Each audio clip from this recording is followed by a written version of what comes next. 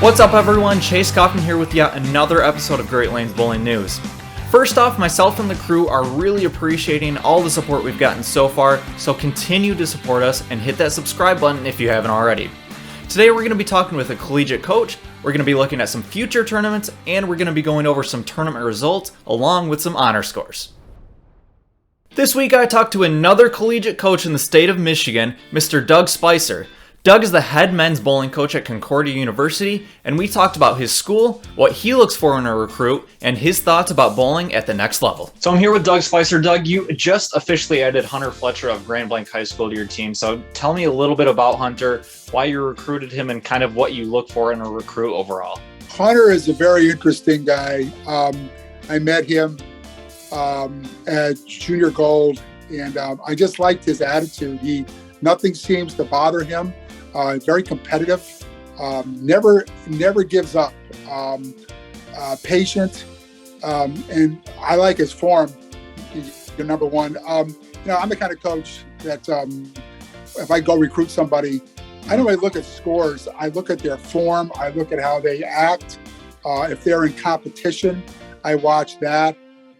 See their reactions to when things are not going well, when things are going well. That's what I look for at first. I don't even look at the scores. I can tell how good you are by looking at just the way you bowl. I don't need to look at the scores. So aside from form and scores, you kind of look at attitude and chemistry with others as well? Yeah, you can learn a lot by just standing behind them and watching them. A lot of the recruits I've gone to see, they don't know I'm there.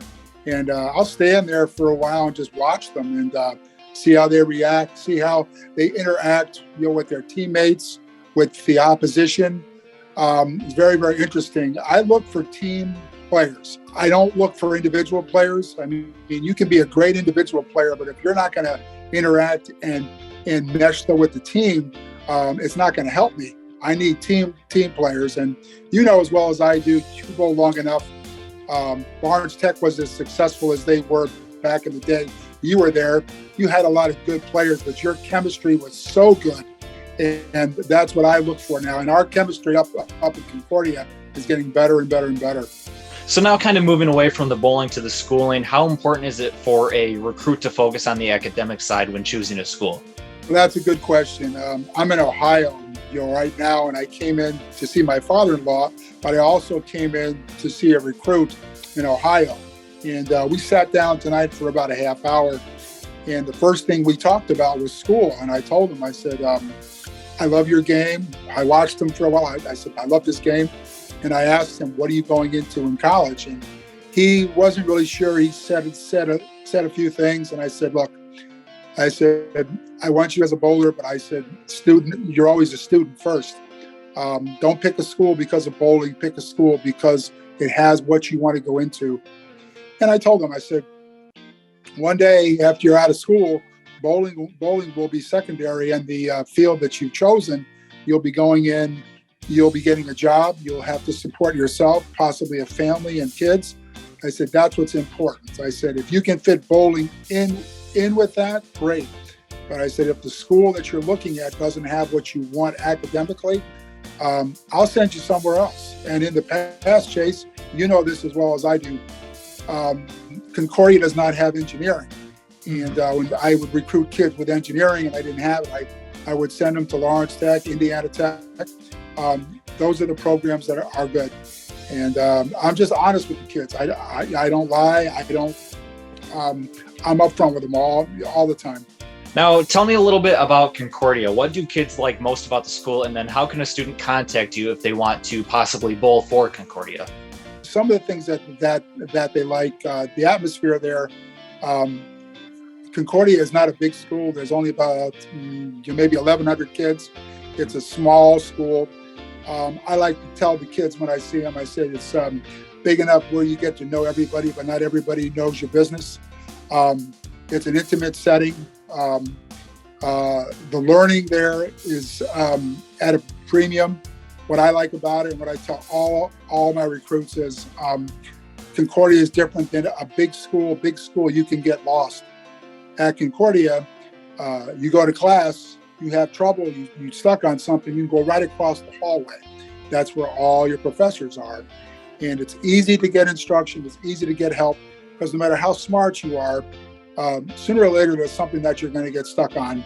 And there's always help there. Where I know, when I went to college, I went to a major school, and I got lost in the shuffle. I mean, I never got to know some of my professors. They knew me by my ID number, not by my name, and that doesn't happen up at Concordia. I'll give you my email right now if you want it. You can set it out there.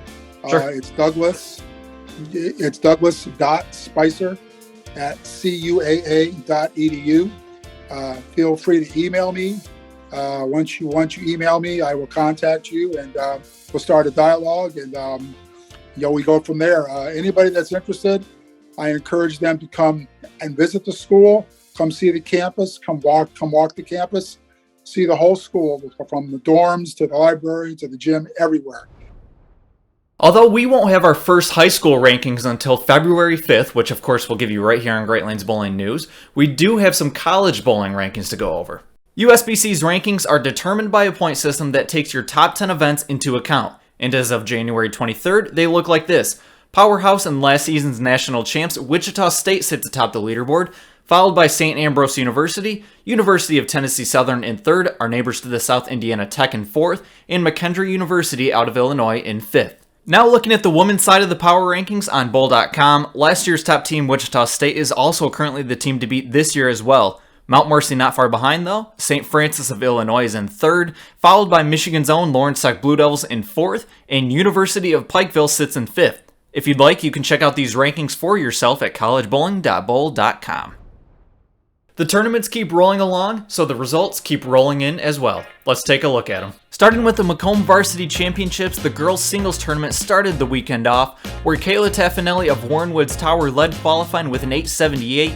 Kayla then went into bracket play and shot 224, 246, 225, and a 214 against Megan Redmond in the semifinal, while Riley Brownrigg beat Haley Straitmans in the other semi, and in an exciting final match, Taffanelli came through defeating Brownrigg of Dakota 242 to 232. On Saturday, the team tournaments took place for both the boys and girls. For the girls, it was the one-seeded Dakota making their way through the bracket, defeating Stevenson 552 to 526 in the semis, while Anchor Bay beat Lance Cruz North 510 to 500 in the other semifinal.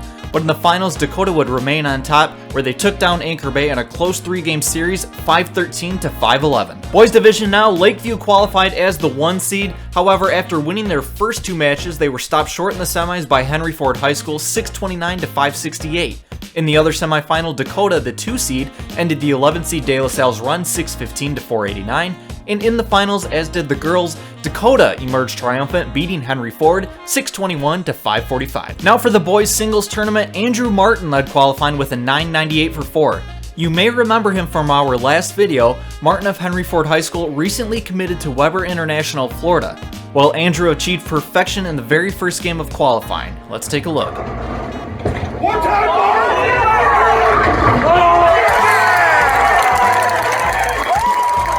He would fall early in bracket play though to Ryan Frederick of LCN in the quarterfinals. Ryan eventually fell to Connor Rogas of Dakota 268 to 194, and in the other semifinal match, Donovan Romita defeated teammate Zephan Lazar 228 to 215. Final match, Connor Rogas won with a 236 to Donovan Romita's 169. Now to Flint at the Flint Metro Invitational. The Davison boys took down the Flushing Raiders in the semifinals 388 to 311. Bay City Western beat Swartz Creek 364 to 360, and Davison eventually took the championship 387 to 340. For the girls, Heartland went by Swartz Creek in the semifinals 311 to 264, while Davison defeated Kersley 358 to 319, but it was the Heartland Eagles taking the title, winning 324 to 310. Congrats to our tournament champs, and congratulations to the all-tournament teams as well. Over on the west side, Northview won the Zeeland Baker Challenge at Fairlanes in Granville on January 22nd, defeating Grand Rapids Christian in the finals. In the girls division, Hastings took the title, defeating Zeeland in the finals. Going back over to Flint on January 23rd, Swartz Creek hosted the Dragon Singles Invitational. Starting with the boys, after qualifying 21st, Howie Hammond of Kersley ran through the bracket and defeated Connor Vermelia in the finals in a close match, 244 to 238. Matthew Miller and Bobby Walters finished as semifinalists. Over to the girls, after leading qualifying on the Phantom Pattern with an 8:08, Rebecca Music stormed through the bracket as the 1 seed and defeated Grace Handa in the finals 220 to 186, while Elizabeth Springsteen and Sarah Ritchie finished in the semis. Not only did we have an individual 300, but we had a Baker 300 as well. At the Jennison Invite in Granville on January 8th, it was the Forest Hills Northern boys team showing their skills. Let's take a look. Come on! Do it! Let's go! And that wasn't all. At the Flint Metro Conference Championship Invitational, Logan Geibert also shot a 300 during qualifying.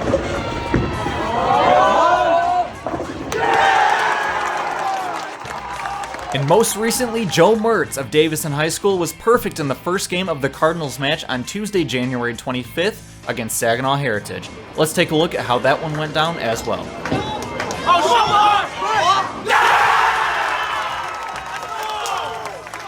If you have an honor score and a video with it, send us that info at greatlanesbowlingnews@gmail.com. And with only about 1 month left until regionals, there's not many tournaments remaining until then. Let's take a look at what's remaining in this week's Bowling Brief. As we get into February, there are plenty of tournaments to bowl in on the 6th. We'll start with the Richard Hochstein Memorial Scholarship Invitational at Wonderland Lanes. There's also the Trojan Invitational at Strike Zone in Bronson, the Eisenhower Doubles Championship at Imperial Lanes, the SNR Scholarship Tournament at Monitor Lanes in Bay City, and the DeWitt High School Team Baker Tournament at Royal Sky in Lansing. Then the following week, Dakota High School hosts the Cougar Classic at 5 Star Lanes, and the last pair of tournaments left on the MHSAA docket is the JV Eastside Individual and Team Championships at Sterling Lanes on February 19th and 20th. Check them out for yourself at MHSIBCA.com. I hope you all enjoyed today's show. As we head into February, my advice to you high school bowlers is to go out and practice a few extra times this season and don't take these opportunities for granted. Of course, don't forget to like, share, and subscribe, and if you do go out and practice, be sure to shoot some 10 pins. I'm Jace Kaufman, thanks for watching.